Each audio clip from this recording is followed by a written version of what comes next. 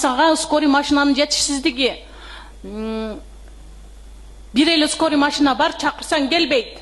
Бензини түгөнүп калат, соляркасы түгөнүп калат. Мен балам көп ооругандыгы себептен көбүрөөк чакырып аттым.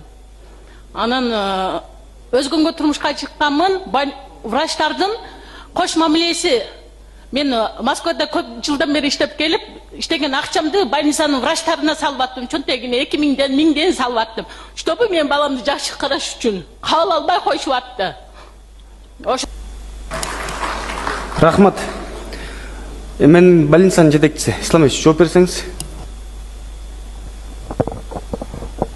Бул жерде тез жардам автоунаасы бар, иштеп атат. Бензинден эч качан проблема болгон эмес буга чейин дагы. Азыр эже менен эшикке чыгып өзү менен сүйлөшөйүн.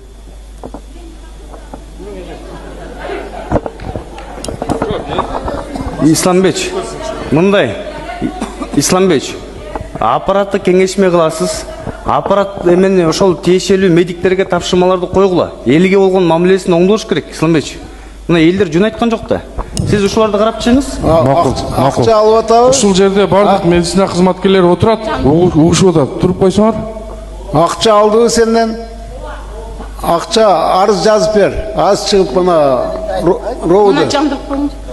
Мен өзгөнгө турмушка чыкканмын, өзгөндүн больницасынын акча врачтарына 2000ден 1000ден карматып аттым. Скорый менен келчек дагы кабыл албай коюп атты. Мынабы Кадамжайдын больницасы дагы ушундай. Бир эле Кальмиондун больницалары жакшы иштейт. Мына өзбек киши жакшы иштейт.